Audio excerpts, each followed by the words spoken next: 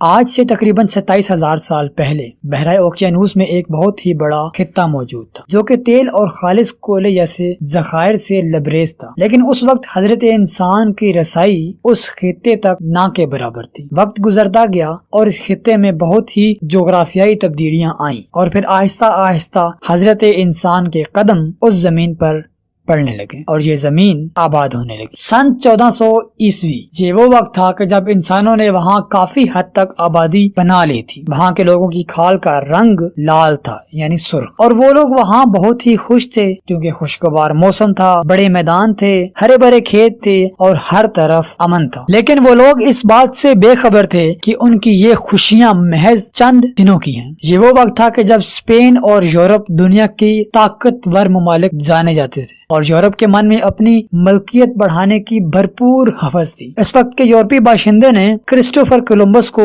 Asia میں موجود ہمالیہ پربت ڈھونڈنے بھیجا۔ کرسٹوفر کولمبس بہت ہی ہنرمند کھوجی اور چالاک سپاہی تھا۔ وہ کچھ سپاہی اور کچھ کھانا لے کر سمندر کی طرف ہو لیا اور کچھ دنوں کی بحری مسافت کے بعد وہ ایک جزیرے پر پہنچا اور دیکھا کہ کچھ سرخ کھال والے لوگوں کی آبادی وہاں موجود ہے۔ اس نے کہا کہ شاید یہ انڈیا ہو، اس لیے اس نے انہیں ریڈ انڈینز کا نام دے دیا۔ وہ وہاں پر کچھ روز رکا اور پھر کچھ ریڈ انڈینز کو ثبوت کے طور پر ایز اے ایویڈنس اپنے ساتھ یورپ لے گیا اور پھر آہستہ آہستہ یورپ سے کافی لوگوں نے اس خطے کا رخ کر لیا اور کافی ریسرچ کے بعد یہ ثابت ہو گیا کہ یہ انڈیا نہیں ہے بلکہ ایک بے نام خطہ ہے۔ اب وہاں کافی قبیلے اور کافی ملکوں کے باشندے آنے لگ پڑے جس میں زیادہ تعداد اسپینش، یورپی اور فرانس کے لوگوں کی تھی، اور اب یورپ میں اور فرانس میں اس خطے کو اپنا بنانے کی دوڑ لگ گئی اور اس خطے کے لوگوں کے لیے یہ کافی ناخوشگوار تھا۔ کافی مقامی لوگ اس میں مارے گئے اور کچھ کو غلام بنا لیا گیا اور پھر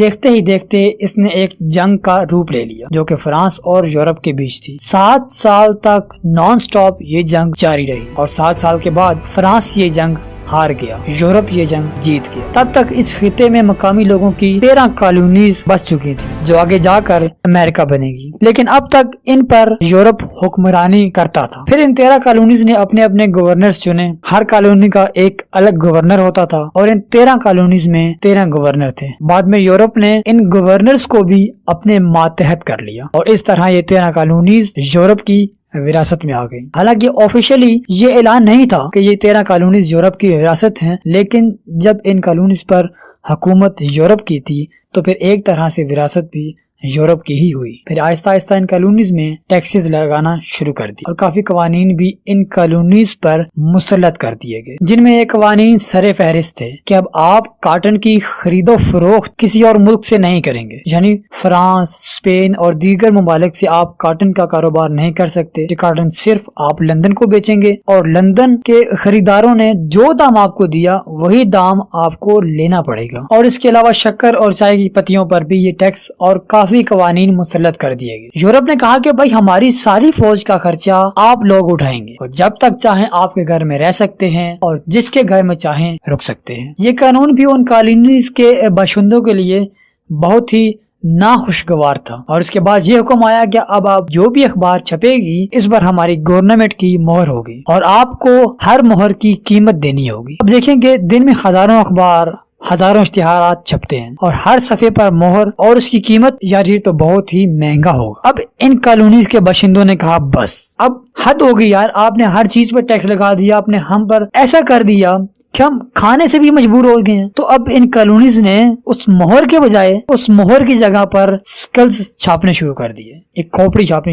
شروع کر دی جو کہ اکثر ڈینجرس کا ایک ایرو پہ آتا ہے، اسکرین پہ آپ کو نظر آ رہی ہوگی۔ تو یورپی حکومت کے خلاف ہو گئے سارے۔ اس کے بعد اور بھی بہت سارے وجوہات بنی اور یہ وجوہات جنگ کے روپ میں سامنے آئی۔ یہ جنگ یورپ اور ان 13 کالونیز کے باشندوں کے درمیان تھی۔ اب جنگ میں فرانس نے ان 13 کالونیز کے ساتھ دیا اس لالچ میں کہ ہم تو پہلے ہی یورپ سے ہار چکے ہیں اور اب ان کالونیز کی آڑ میں پھر سے کوشش کرتے ہیں، اور جب یہ کالونیز جنگ جیت جائیں گی اور ہم ان کالونیز پر حاوی ہو جائیں گے۔ کافی خون خرابے کے بعد 13 کالونیز نے یہ جنگ جیت لی اور پھر ایک نئی حکومت بنائی گئی، ایک نیا ملک بنایا گیا جس کا نام رکھا گیا امریکہ، USA، جو کہ آگے چل کر سپر پاور بننے والا تھا۔ تو دوستو یہ تھی امریکہ کی آزاد ہونے تک کی ہسٹری۔ میں آگے بھی شروع رکھنا چاہتا تھا لیکن یہ ویڈیو بہت ہی لمبی ہو جائے، بس اگلی باتوں کو میں انشاءاللہ ایک اگلی ویڈیو میں کور کروں گا۔ تو اگلی ویڈیو تک کے لیے مجھے اجازت دیجیے، میں ہوں آپ کا دوست تحسین حیدر اور آپ دیکھ رہے ہیں پاک انمول۔